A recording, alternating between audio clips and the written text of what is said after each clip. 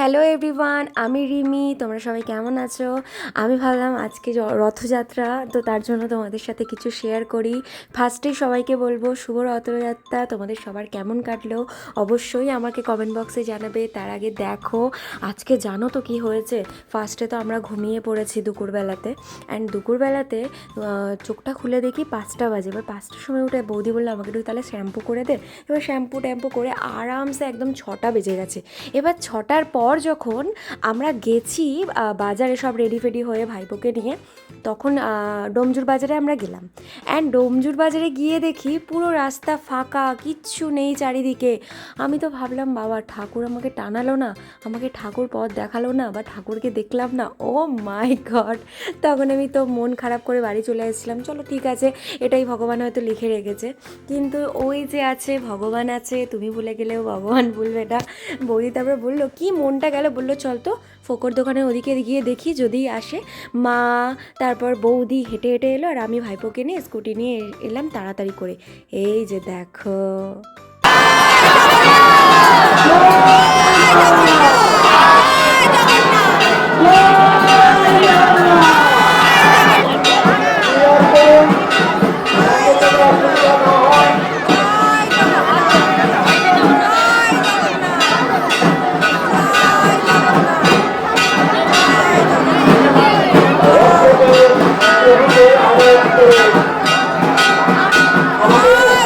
চলো এবার তোমাদের আরও কিছু কথা আমি তোমাদের সাথে শেয়ার করি।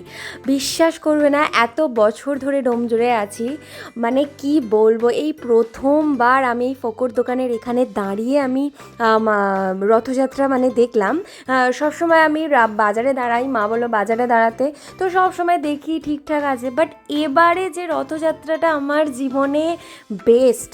মানে এই যে এভাবে মানে ঠাকুরকে বরণ করে নিয়ে আসা এই মন্দিরে, তারপরে ঠাকুরের নির্দিষ্ট একটা স্থান আছে সেখানে বসা, এগুলো কিন্তু আমি কিছুই জানতাম না। এত বছর ধরে ডোমজুড়ে আছি, হয়তো সবাই আমাকে মারবে, যাই হোক। এই যে দেখো তোমরা কারা কারা জানো, কারা কারা এই ব্যাপারটা জানো, আমাকে অবশ্যই কমেন্ট করে জানিও।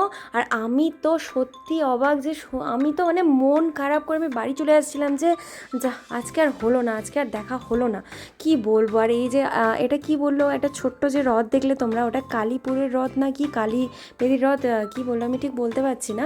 আর এই দেখো আজকের আকর্ষণ হচ্ছে একদম কি বলবো, মেয়ে ঢাকি। আমার ভীষণ ভালো লাগে জানো তো দেখতে। আর এই যে আমরা 4জন, ভাইপোকে দেখা যাচ্ছে না, আসলে ছোট মানুষ তো কি আর বলবো।